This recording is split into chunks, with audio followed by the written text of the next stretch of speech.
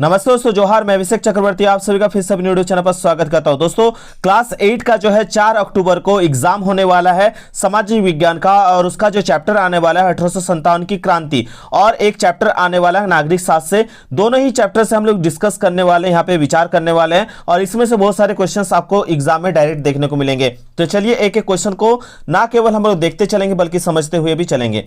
तो दोस्तों, सबसे पहला क्वेश्चन पूछा गया, कानपुर में 1857 के विद्रोह की अगुवाई किसने की थी? तो आप सभी को मालूम है कि हर एक जगह से जो 1857 की क्रांति का लड़ाई लड़ा जा रहा था, उसमें से कानपुर भी एक स्थान था जहां से जो है लड़ाई 1857 का, वो कौन अगुवाई कर रहे थे, कौन लीडरशिप कर रहे थे? तो नाना साहेब जो होगा करेक्ट आंसर होगा। उसका आंसर याद रखिएगा, 1857 के विद्रोह की अगुवाई जो है कानपुर में किसने किया था? नाना साहब ने किया था। ठीक है।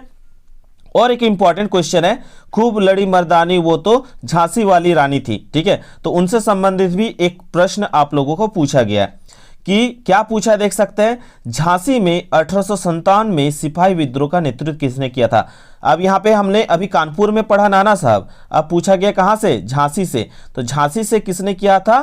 तो आप सभी जानते हैं, रानी लक्ष्मीबाई। और रानी लक्ष्मीबाई का जो है बचपन का नाम क्या था? मणिकर्णिका। रानी लक्ष्मीबाई का बचपन का नाम क्या था? मणिकर्णिका। और उनके गुरु जिनके सहयोग से इन्होंने विद्रोह किया था, उनके गुरु का नाम था तात्या टोपे। याद रखिएगा। ठीक है, रानी लक्ष्मीबाई के गुरु का नाम क्या था? तात्या टोपे, जिनसे उन्होंने शस्त्र विद्या सीखा था। ठीक है, उसके बाद अगला क्वेश्चन पे चलते हैं। क्या पूछा गया है, 1857 के विद्रोह को किस नाम से जाना जाता है? तो आप सभी जानते हैं 1857 का विद्रोह में जो है सबसे बड़ा रोल प्ले किया था किसने? आपका मंगल पांडे ने। क्या दिक्कत हुआ था? देखिए, बात है 1856 का।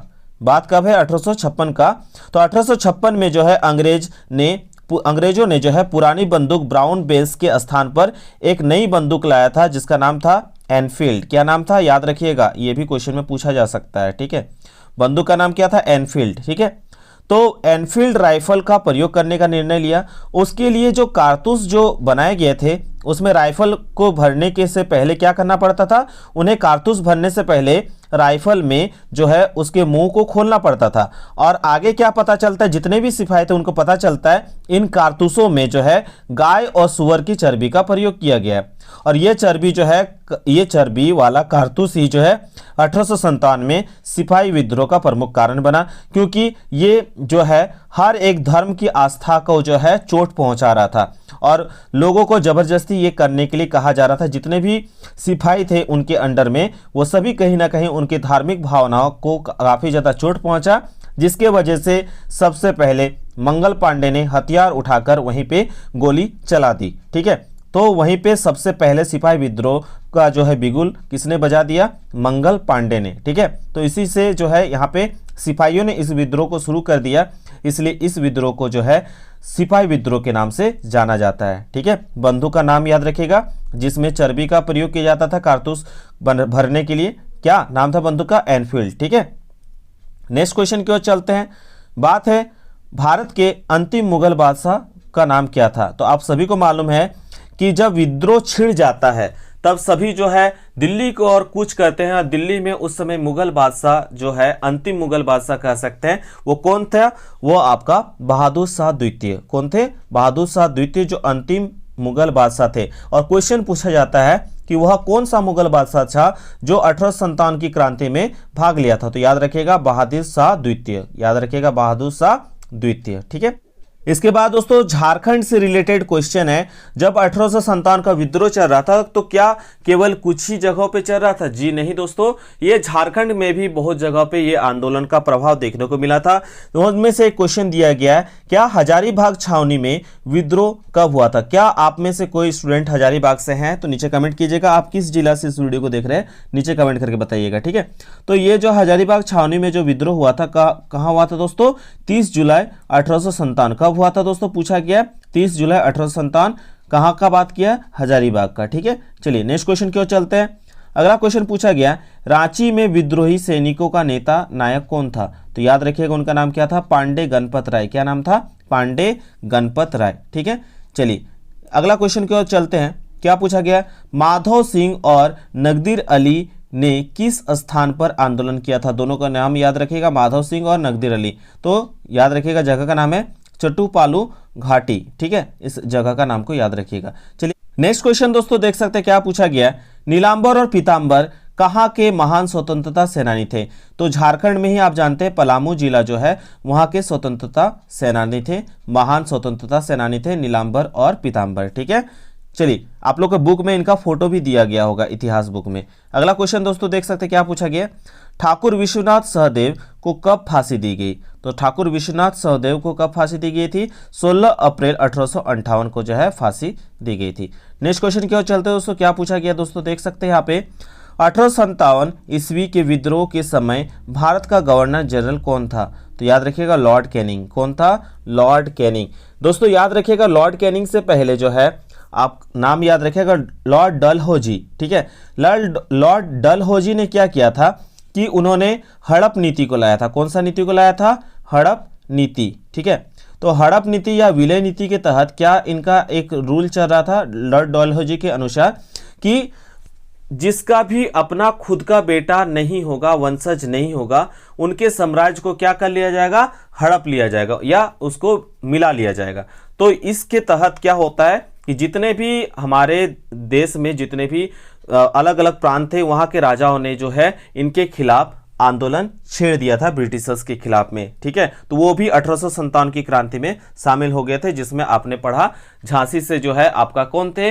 आपका झांसी की रानी, ठीक है। उनका कोई अपना पुत्र नहीं था, तो इसलिए जो है उन्होंने अपना एक दत्तक पुत्र जो है लिया था, जिसको जो है अंग्रेजों ने मानने से इनकार कर दिया और उनका जो है राज्य को हड़पने की कोशिश की थी, जिसके लिए जो है झांसी की रानी ने जो है जो उनके खिलाफ जो है ब्रिटिशर्स के खिलाफ, अंग्रेजों के खिलाफ काफ़ी ज़्यादा बड़ा लेवल पे आंदोलन किया था। एक अकेले लड़ाई लड़ते हुए जो है अंग्रेजों को धूल चटा दिया था, याद रखिएगा उस समय में, ठीक है। तो ब्रिटिशर्स को जो है अंग्रेजों के खिलाफ जो है हर कोई अपने अपने अलग अलग प्रांत से जो है लड़ाई लड़ी थी और काफ़ी महत्वपूर्ण लड़ाई लड़ा गया था। आगे के क्वेश्चंस की ओर चलते हैं।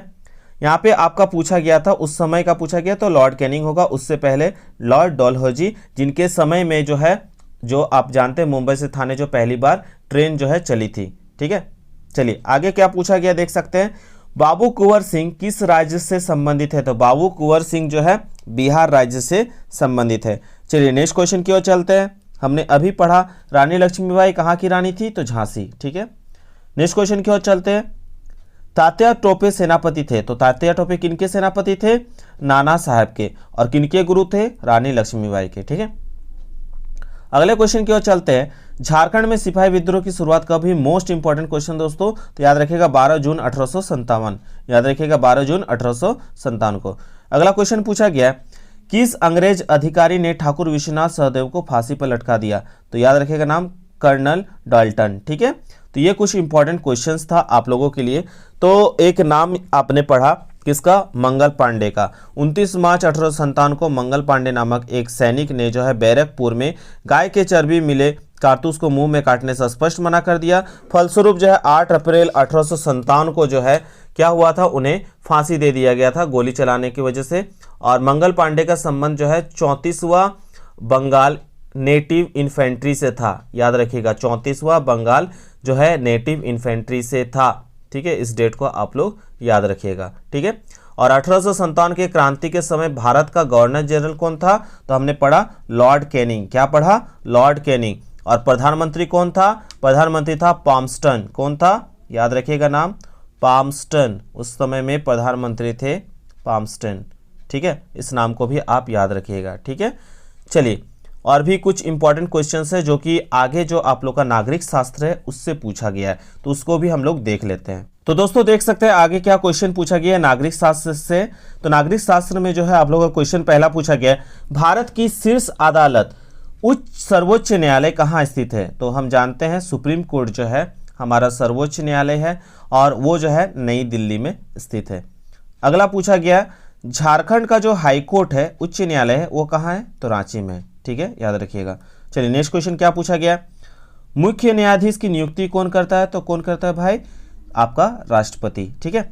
चलिए नेक्स्ट क्वेश्चन की ओर चलते हैं।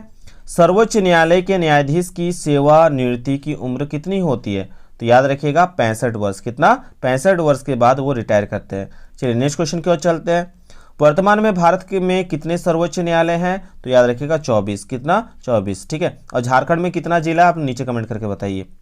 अगला क्वेश्चन पूछा गया है, उच्च न्यायालय के न्यायाधीशों को कौन शपथ दिलाता है? तो राज्यपाल। ठीक है, कौन शपथ दिलाता है? राज्यपाल, याद रखिएगा। अगला क्वेश्चन क्या पूछा गया है, झारखंड में उच्च न्यायालय की स्थापना किस वर्ष हुई थी? तो याद रखिएगा 15 नवंबर 2000। कब? 15 नवंबर 2000। और झारखंड स्थापना दिवस भी जो है दोस्तों 15 नवंबर 2000। और ये 15 नवंबर खास क्यों है? आप सभी को मालूम है, बिरसा मुंडा का जन्म जयंती भी यही है। ठीक है, और यही 15 नवंबर 2000 को जो है आपका झारखंड जो राज्य है वो बिहार से अलग हुआ था। इसको भी याद रखिएगा। चलिए अगला क्वेश्चन क्या पूछा गया है, प्रथम दृष्टया रिपोर्ट यानी फर्स्ट इंफॉर्मेशन रिपोर्ट जिसको हम एफआईआर कहते हैं कहाँ दर्ज की जाती है? तो जो आपका नज़दीकी थाना है या संबंधित जो थाना क्षेत्र है वहाँ पे एफआईआर किया जाता है। नेक्स्ट क्वेश्चन पे क्या पूछा गया, किस वर्ष जनहित याचिका PIL व्यवस्थित रूप से लागू की गई? तो याद रखिएगा 1980 पे। कब? 1980 पे। क्या पूछा गया दोस्तों, भारत देश का सबसे पुराना उच्च न्यायालय कौन है? तो क्या होगा? कलकत्ता उच्च न्यायालय जो होगा करेक्ट आंसर हो जाएगा। नेक्स्ट क्वेश्चन की ओर चलते हैं, उच्च न्यायालय के न्यायाधीशों को कौन पदमुक्त करता है? तो कौन पदमुक्त करता है? महाभियोग की प्रक्रिया के द्वारा जो है उनको पद से हटाया जा सकता है। क्वेश्चन नंबर 12, 28 जनवरी 1950 को भारत के सर्वोच्च न्यायालय की स्थापना कहाँ हुई थी? तो अभी हमने पढ़ा सर्वोच्च न्यायालय यानी सुप्रीम कोर्ट कहाँ? दिल्ली में। ठीक है, नेक्स्ट क्वेश्चन की ओर चलते, क्या पूछा गया, कौन सा कार्य भारत में न्यायपालिका का नहीं है? तो चुनाव करवाना जो है न्यायपालिका का काम नहीं है। ठीक है, नेक्स्ट क्वेश्चन की ओर चलते हैं, भारत की शीर्ष अदालत कौन है? तो हमने पढ़ा सर्वोच्च न्यायालय या उच्चतम न्यायालय जिसे हम कहते हैं सुप्रीम कोर्ट। ठीक है, चलिए अगला क्वेश्चन, लास्ट क्वेश्चन पूछा गया, भारत में इनमें से कौन सा 21वां उच्च न्यायालय है? तो झारखंड का उच्च न्यायालय 21वां है। ठीक है, झारखंड उच्च न्यायालय की जो स्थापना हुआ था वो 21वां नंबर पे था, इसको याद रखिएगा। तो दोस्तों ये कुछ इंपॉर्टेंट क्वेश्चंस था आपका इतिहास और नागरिक शास्त्र से। आशा करते हैं आप लोगों को हर एक क्वेश्चन समझ में आ गया होगा। इसके बाद आप लोगों का डिमांड रहा तो सब्जेक्टिव क्वेश्चन भी जल्द अपलोड किया जाएगा, जो कि आपका 4 अगस्त को होने वाले एग्जाम में बहुत सारे क्वेश्चंस देखने को मिलेंगे। और ये क्वेश्चंस आप लोगों का जो बताया जा रहा है ये आपके एग्जाम पॉइंट ऑफ व्यू से भी इंपॉर्टेंट है, जो कि आपके फाइनल एग्जाम में भी पूछे जाएगा। तो आप लोग अच्छे से प्रैक्टिस करके जाइएगा और अपने दोस्तों के साथ ज़्यादा से ज़्यादा शेयर करें, लाइक करें, कमेंट करें, ताकि मुझे मोटिवेशन मिले और आप लोगों के लिए लगातार मैं वीडियोस अपलोड करता रहूं। तो मिलते हैं दोस्तों एक नए वीडियो में, तब तक के लिए धन्यवाद। जय हिंद, वंदे मातरम।